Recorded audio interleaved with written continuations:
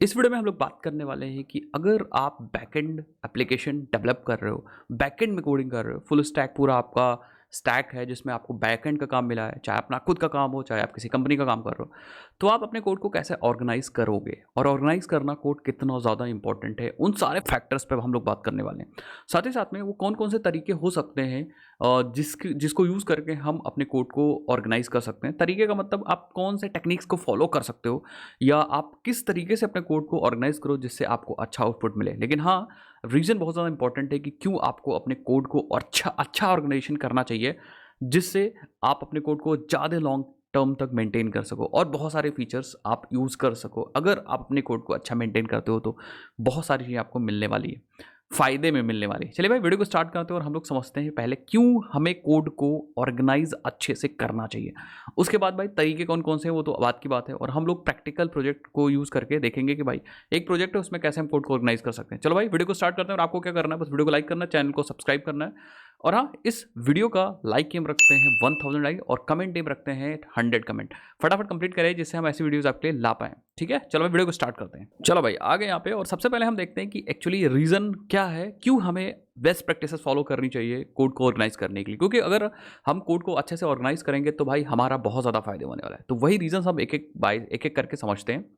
सबसे पहले आप अगर कोड को अच्छे से ऑर्गेनाइज करोगे तो क्लियरिटी और ऑर्गेनाइजेशन में बहुत फायदा होगा। दैट मीन्स आपका कोड पूरा क्लियर रहेगा, हर एक मॉड्यूल आपका अलग होगा। जैसे फॉर एग्जांपल अगर आप अपने कोड को अच्छे से ऑर्गेनाइज करते हो तो आपके कंट्रोलर्स अलग होते हैं, मतलब कह सकते हो कंपोनेंट्स अलग रहेगा। तो अगर अलग रहेगा तो आपको बहुत ज़्यादा फायदा मिलने वाला है। जैसे फॉर एग्जाम्पल आपका पूरा कोड क्लियर रहेगा, अब क्लियर रहेगा, क्लियर से फ़ायदा क्या होगा कि आपको कोई दिक्कत हो गई, किसी क्लास को सर्च करना है तो आपको पता है कि वो क्लास इस पैकेज या इस फोल्डर में आ रहा होगा, क्योंकि ऑब्वियस सी बात आपने सेपरेशन कर रखा अच्छे से।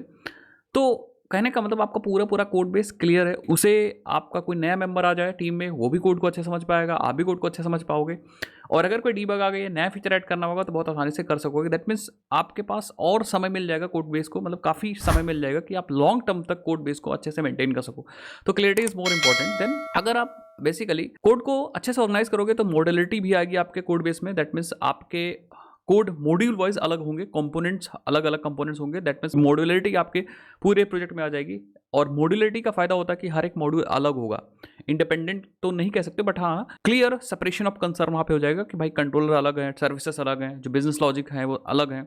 और यही स्प्रिंग बूट का जो डॉक्यूमेंटेशन है वो भी कहता है कि भाई आप डिफ़ॉल्ट उसका स्ट्रक्चर देखोगे तो वैसा ही है कुछ, कि कॉन्फ़िग क्लास में कॉन्फ़िगरेशन वाली चीज़ें रखो, कॉन्फ़िग पैकेज के अंदर कॉन्फ़िगरेशन वाली चीज़ें रखो, कंट्रोल के अंदर कंट्रोल्स रखो, सर्विसेज के अंदर सर्विस रखो। मॉडलिटी आएगी, मॉडलिटी से बहुत सारी फायदे आपको मिलने वाली है। क्लियर ऑफ सेपरेशन जैसे मैंने बता दिया, स्केलेबिलिटी कर पाओगे, बहुत सारी है एक एक चीज़ें। अभी हम नीचे और भी डिस्कस करते हैं। जैसे सेपरेशन ऑफ कंसर्न होगा, आपके कोड में सेपरेशन ऑफ कंसर्न आ जाएगा। सब चीज़ें खिचड़ी नहीं पकी रहेंगी एक ही के अंदर। ऐसा नहीं कि खिचड़ी पका के आपने रख दिया, सारी क्लासेस एक ही जगह पे हैं, तो खिचड़ी पका दोगे तो भाई खिचड़ी खाओगे भी आप ही। समझ पा रहे मेरी बात? तो क्लियर सेपरेशन ऑफ कंसर्न आ जाएगा अगर आप अपने कोड को अच्छे से ऑर्गेनाइज करते हो। दैट मीन्स आपके कंपोनेंट्स अलग अलग रखे होंगे, सिमिलर टाइप का कोड अलग रखे होंगे। जैसे मैंने बताया ना, कंट्रोलर्स जो रेस्ट एपीआईज के कंट्रोलर है वो अलग होंगे। देन आपके सर्विस बिजनेस लॉजिक्स अलग होंगे। देन आपके रिपोजिटरीज अलग होंगी। That means clear separation of concern होगा, उससे आपको बेनिफिट मिलने वाला है बहुत ज़्यादा। आप स्केल कर पाओगे, स्केलेबिलिटी आपके पूरे बैकएंड में आ जाएगी। दैट मीन्स आप अगर कोई नया यूज़र या नया फीचर ऐड करना चाह रहे हो, नया टीम मेंबर ऐड करना चाह रहे हो तो बहुत आसानी से कर सकते हो। नया फीचर ऐड करने के लिए आपको 10 घंटा ढूंढना नहीं है कि भाई वो फीचर कहाँ ऐड करें या वो फीचर किस पे अफेक्ट करेगा, ऐसा कुछ नहीं है। ठीक है, आप सिंपली जाओगे एंड अपने उस मॉड्यूल के अंदर जाओगे, उसका मॉड्यूल के अंदर सिंपली फीचर को ऐड कर दोगे। दैट मीन्स आप लॉन्ग टर्म तक चीज़ों को स्केल कर सकोगे बहुत आसानी से। अगर आपने कोड अच्छा ऑर्गेनाइज किया है तो खिचड़ी पका के रखी है तो खिचड़ी खिचड़ी की तरफ दिखेगी आपको। कोड रीयूजेबिलिटी होगी, जैसे easy find and understand code. तो आपको कोई सेट ऑफ कोड अगर आपको फाइंड करना है तो बहुत आसानी से आप चीज़ों को फाइंड कर सकोगे। और अगर आप चेंज करना है या ऐड करना है, कुछ करना है तो बहुत आसानी से कर लोगे। तो रीयूजेबिलिटी भी आप आसानी से कर पाओगे। अगर आपने खिचड़ी पका के रख दी, एक फोल्डर के अंदर कुछ और रख दिया, एक फोल्डर के अंदर कुछ और रख दिया, अब अगर आपको कुछ यूज़ करना है तो आप दिक्कत फेस करोगे ना। जैसे फॉर एग्जांपल आपके पास सर्विसेज है, उसके अंदर यूज़र कंट्रोलर है या यूज़र सर्विस है, और कंट्रोलर उसके अंदर यूज़र कंट्रोलर है। अब आपको ऐसा यूज़ करना है तो आपको पता है कि भाई कंट्रोलर के अंदर जो क्लास है वो कंट्रोलर है, सर्विस के अंदर जो क्लास है वो सर्विस है। बट अगर आप एक ही क्लास दोनों जगह पर रख दोगे कंफ्यूज हो जाओगे। पैकेज आपका बढ़िया से ऑर्गेनाइज नहीं होगा तब भी कंफ्यूज हो जाओगे यहाँ पे। सो अगर आप कोड रियूजेबिलिटी चाहते हो अच्छे से, तो अपने कोड को अच्छे से ऑर्गेनाइज करो। क्या क्या तरीके हैं अभी हम लोग नीचे डिस्कस करेंगे। ईजी ऑफ कोलेबोरेशन, तो अगर आप का प्रोजेक्ट कोई कोलेबरेट कर रहा है तो वो भी आसानी से समझ पाएगा अगर आपने कोड को अच्छे से ऑर्गेनाइज किया है। ऑनबोर्डिंग न्यू टीम मेंबर, अगर आप नया टीम मेंबर ऐड करोगे तो भी बहुत आसानी से वो समझ जाएगा और जितना जल्दी हो सके कोड को समझ के वो काम करना स्टार्ट कर देगा। सो आपका ही फायदा होगा। ऐसा थोड़ी 6 महीने वो समझता ही रहेगा कोड को, दिक्कत हो जाएगी ना। कोड बेस को मेंटेन कर पाओगे बहुत दिन तक, मेंटेनेबल कोड बेस्ड आपका बनेगा अगर आप कोड को ऑर्गेनाइज करते हो। जैसे क्लीन एंड अंडरस्टैंडेबल कोड की helps maintain code base in long run. तो अगर आप बहुत लंबे समय तक कोड बेस को मेंटेन करना चाह रहे हो तो आप कोड बेस को ऑर्गेनाइज करना अच्छे से सीखो, ठीक है। ये सारी चीज़ें और भी फायदे होते हैं टेस्टिंग के। टेस्टिंग में आपको फायदे मिलते हैं, डिप्लॉयमेंट, बिल्डिंग, अलग अलग फायदे मिलते हैं अगर आप कोड बेस अच्छे से ऑर्गेनाइज करते हो तो। कोड आपका एकदम मस्त दिखता है, सुंदर सा। ओके नाउ, अब कौन कौन से तरीके कोड बेस को ऑर्गेनाइज करने के लिए। तो कोड बेस को ऑर्गेनाइज करने के यहाँ पे मैंने 4 तरीके लिख रखे हैं, ठीक है। एक तो स्टैंडर्ड तरीका है जो ऑलमोस्ट पैकेज बाय लेयर को ही फॉलो करता है, ठीक है। सो उसको मैंने नहीं लिया। स्प्रिंग बूट कहता है कि आप पैकेज बाय लेयर वाले कॉन्सेप्ट को फॉलो करो, ठीक है। कुछ स्टैंडर्ड तरीका है। अब पैकेज बाय लेयर क्या है। सबसे पहला पैकेज बाय लेयर का मतलब होता है कि आप लेयर वाइज कंपोनेंट को अलग अलग करो। जैसे फॉर एग्जांपल अगर हमारे पास यहाँ पे स्प्रिंग बूट प्रोजेक्ट है और अगर हम यहाँ पे कॉन्फ़िगरेशन बनाना चाह रहे हैं तो हम यहाँ पे क्या करेंगे, कॉन्फ़िग नाम का एक फोल्डर बनाएंगे, इसके अंदर सारी कॉन्फ़िगरेशन रख देंगे। जैसे हमारे पास ऐप कॉन्फ़िग है, ऐसे हमारे पास यहाँ हो सकता है सिक्योरिटी कॉन्फ़िग हो, तो हम यहाँ पे सिक्योरिटी कॉन्फ़िग क्लास बना के एंड हम जितनी भी कॉन्फ़िगरेशन है यहाँ पे रख देंगे। अब फ्यूचर में हमें कंट्रोलर बनाना है तो राइट क्लिक करेंगे, क्योंकि हमारा एक लेयर है कंट्रोलर का, तो हम यहाँ आएंगे and we will create a class inside here controllers, या फिर कंट्रोलर नाम सपोज होम कंट्रोलर, तो हम यहाँ पे होम कंट्रोलर। ओके, इसी तरह हमारे पास user controller, order controller, product controller, category controller, तो वो सब चीज़ हमारे इस लेयर के अंदर आ जाएगी। एंड इसी तरह हमारे पास अगर DTOs हैं तो हम यहाँ पे क्या करेंगे, एक पैकेज फॉर DTOs भी बना लेंगे। Let me create one package called DTO, तो इसके अंदर सारी DTOs आ जाएंगी। अगर आपके पास रेपोजिटरीज हैं तो आपके पास रेपोजिटरी नाम का पैकेज होना चाहिए। अगर आपके पास एक्सेप्शन है, कोई कस्टम एक्सेप्शन, तो आपके पास जो पैकेज होना चाहिए गाइस वो एक्सेप्शन नाम का पैकेज होना चाहिए, ठीक है। इसके अंदर अगर आपके पास कोई रिसोर्स नॉट फाउंड एक्सेप्शन नाम की कस्टम एक्सेप्शन है तो आप इसी के अंदर बनाओगे रिसोर्स नॉट फाउंड एक्सेप्शन, तो यस। एंड देन ये जो क्लास होगी ये सबको पता है कि एक्सटेंड कर रही होगी एक्सेप्शन या रन टाइम एक्सेप्शन को, रन टाइम एक्सेप्शन को। देन आप इसको कस्टमाइज कर सकते हो अपने हिसाब से। ओके, बहुत बार आप लेयर वाइज चीज़ों को बनाते हो तो आपका बहुत आसानी से काम हो जाता है।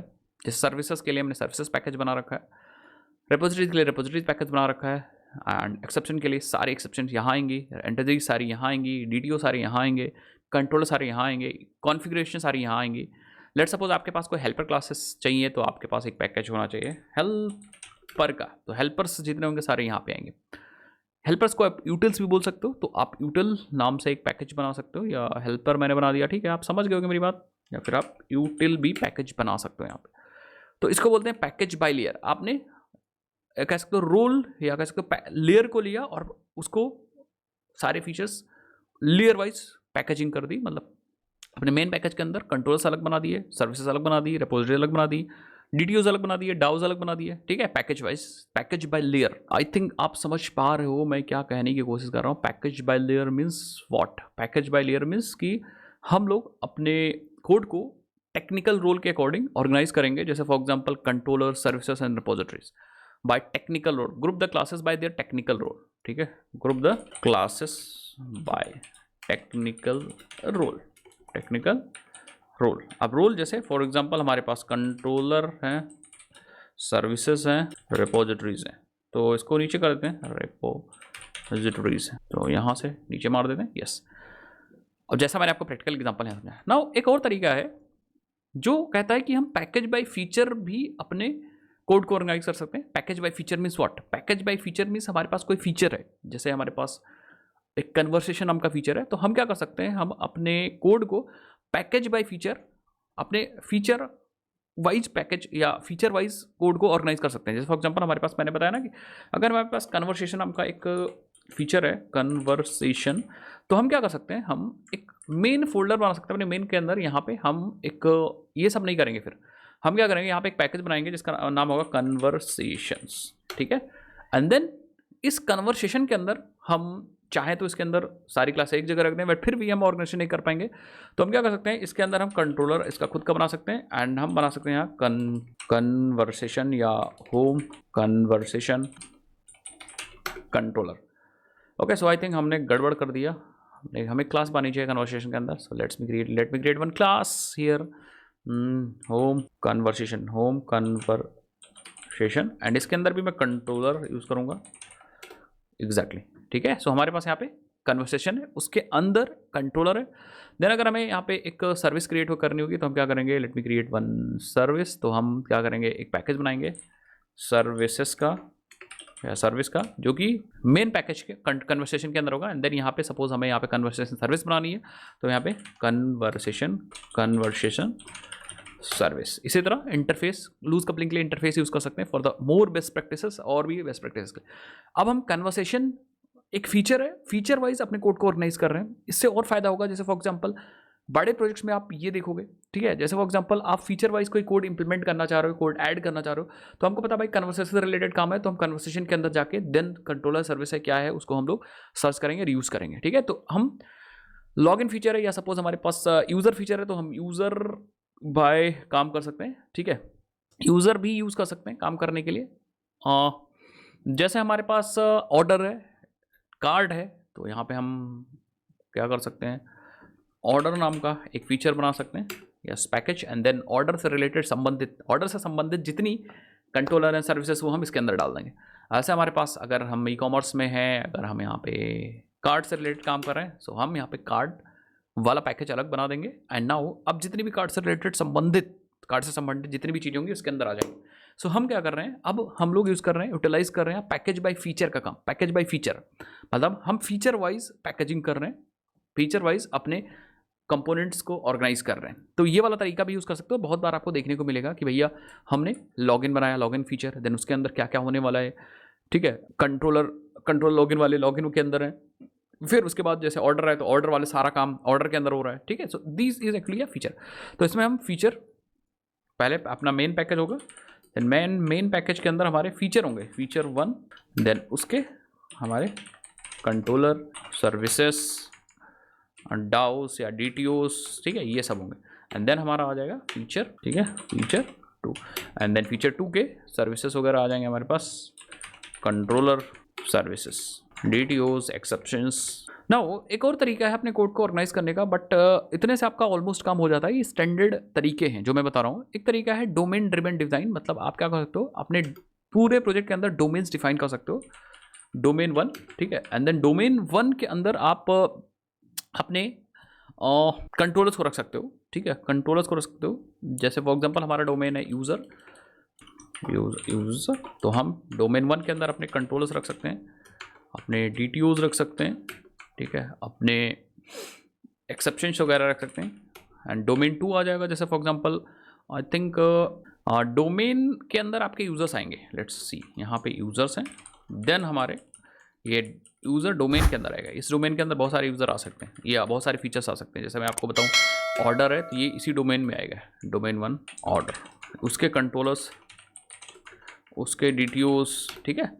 And domain, what I mean by domain मतलब है गाइस कि जैसे फॉर एग्जांपल हमारे पास यहाँ पे इंटरफेस नाम का एक डोमेन है। इंटरफेस मीन्स कि हमारे प्रोजेक्ट से जो डायरेक्टली इंटरेक्ट कर रहा होगा। तो जैसे फॉर एग्जांपल हमारे पास इंटरफेस है, इंटरफेस में अलग अलग इंटरफेसेस हो सकते हैं। जैसे हमारे पास 2 इंटरफेसेस हैं, एक वेब का, और वेब मतलब इसके अंदर हम डायरेक्टली वेब से रिलेटेड कंपोनेंट्स रख सकते हैं, यूज़र हो गया, ऑर्डर हो गया, ठीक है। एंड जैसे हमारे पास एक रेस्ट नाम का है जिसके अंदर रेस्ट APIs रख सकते हैं। तो रेस्ट APIs हमारी हो सकती हैं किसकी रेस्ट APIs, फॉर एग्जांपल हमारे पास यूज़र की रेस्ट API रखनी है, हमारे पास ऑर्डर की रेस्ट APIs रखनी है, ठीक है। देन इसके अंदर हम क्या कर सकते हैं, अपने यूज़र कंट्रोलर को बना सकते हैं, ठीक है, यूज़र कंट्रोलर को बना सकते हैं। एंड देन हम यूज़र कॉम्प्लेक्स कंट्रोलर, कुछ और कॉम्प्लेक्स डेटा निकालना है, आप नहीं चाहते हो कि इसके अंदर हम डालें, तो आप एक अलग बना सकते हो। तो बेसिकली हमने डोमेन वाइज इसको अब कर दिया है सेपरेट। डोमेन 1 है, कोई डोमेन जैसे हमारा यूज़र से रिलेटेड या ई-कॉम से रिलेटेड डोमेन है, तो हमने डोमेन 1 में यूज़र रखा, देन ऑर्डर रखा, देन उसके कंट्रोल्स रखे। इस तरह हमने एक इंटरफेस बना दिया। इंटरफेस से रिलेटेड हमने 2 चीज़ आइडेंटिफाई की, एक वेब से रिलेटेड इंटरफेस हो सकता है, एक रेस्ट से, तो वेब वाली चीज़ इसके अंदर डाल दी, एंड रेस्ट वाली जो चीज़ें हैं वो इसके अंदर डाल दी, ठीक है। तो इस हिसाब से आप डोमेन आइडेंटिफाई करोगे अपने प्रोजेक्ट के अंदर एंड देन डोमेन वाइज चीज़ों को डालोगे। एक तरीका और है micro services approach. Micro services का मतलब होता है हम क्या करेंगे, अपने अलग अलग सर्विसेज के अकॉर्डिंग काम करेंगे। जैसे हमारे पास यूज़र सर्विस है, तो हमारा जो सबसे पहले एक यूज़र सर्विस होगा, यूज़र सर्विस। तो यूज़र सर्विस में ये एक अलग प्रोजेक्ट ही होगा, उसके अंदर आप सेम फॉलो कर सकते हो, या तो आप लेयर वाला का फॉलो करो या फीचर वाला फॉलो करो, ठीक है। पैकेजिंग बाय लेयर या पैकेजिंग बाय फीचर। तो अगर पैकेजिंग बाय लेयर फॉलो करो तो आप यहाँ पे कंट्रोलर डाल दो, देन सर्विस डाल दो, देन रिपोजिटरी डाल दो, रिपोजिटरी डाल दो। ये सारे पैकेजेस हैं जो आप बना के काम कर सकते हो, तो इनको स्मॉल से लिखना चाहिए मुझे। एंड देन कॉन्फिग डाल दो। तो ये यूज़र सर्विस है। And then for after the user service आपने बना लिया, देन आपके पास सपोज ऑर्डर सर्विस है, तो आपके पास यहाँ पे ऑर्डर सर्विस है। ऑर्डर सर्विस, अगर आप ऑर्डर सर्विस के अंदर पैकेज बाय फीचर यूज़ कर रहे हो तो आप इसके अंदर देख लो भाई क्या फीचर है, उसके हिसाब से आप पैकेजेस बना लो एंड देन उसके अंदर आप कंट्रोलर्स वगैरह बना सकते हो। मैं सिंपली ऐसे लिख दे रहा हूँ कंट्रोलर सर्विस एंड कॉन्फिग, ठीक है। ऐसा करके आप माइक्रो सर्विसेज बनाओगे एंड देन उसके अंदर आप कोड को ऑर्गेनाइज करोगे, अगेन पैकेज बाय फीचर या पैकेज बाय लेयर यूज़ करके। So these are the 4 designs जो आप यूज़ करते हो। ज़्यादातर आप देखोगे तो आपको 2 ही मिलेगा, एक तो पैकेज बाय लेयर जो स्टैंडर्ड तरीका है बोले तो, और एक पैकेज बाय फीचर। आपने फीचर वाला पैकेज बनाया देन उसके अंदर आपने कंट्रोल्स वगैरह को ऑर्गेनाइज किया। तो दिस इज अ स्टैंडर्ड तरीका, यही 2 आपको मिलेगा मोस्ट ऑफ द केसेस में। आपको यहाँ पे माइक्रो सर्विसेज अगर आपका प्रोजेक्ट है तो माइक्रो सर्विसेज डिज़ाइन आर्किटेक्चर मिलेगा, अदरवाइज डोमेन ड्रिवन मिलेगा। बट आप बहुत बड़े प्रोजेक्ट्स पे काम कर रहे हो तो हो सकता है डोमेन ड्रिवन, बहुत सारे डोमेन्स हैं। देन अगर आप आपके प्रोजेक्ट के अंदर एक ही डोमेन है तो क्या फ़ायदा फिर डोमेन वाइज। तो अगर आपके प्रोजेक्ट में बहुत सारे डोमेन है तो आपको थर्ड वाला ऑप्शन देखने को मिलेगा। So this is all about the कैसे आप अपने कोड को ऑर्गेनाइज करोगे, क्या रीजंस है कोड को ऑर्गेनाइज करना चाहिए, वो सब चीज़ मैंने आप बता दिया एंड मैंने डिस्कस करके भी बता दिया। आई होप आपको ये वीडियो समझ में आई हो यार। वीडियो अगर समझ में आई हो तो ऑब्वियसली बात है कि हमें सपोर्ट करना मत भूलिएगा, हम ऐसे वीडियोस आपके लिए बनाते रहेंगे। मिलते हैं नेक्स्ट वीडियोस के अंदर। और हाँ यार, कमेंट और लाइक का जो टारगेट है उसको कंप्लीट कराइएगा, जिससे हम आपके लिए ऐसी वीडियोस लाते रहें। और हाँ, अगर ये वीडियो इन्फॉर्मेशन लगी तो अपने फ्रेंड्स के बीच में शेयर करना मत भूलिएगा, और आप कहाँ से हो और अपना नाम कमेंट सेक्शन में लिखना मत भूलिएगा। चलते हैं, मिलते हैं नेक्स्ट वीडियोस के अंदर, तब तक के लिए जय हिंद, जय भारत।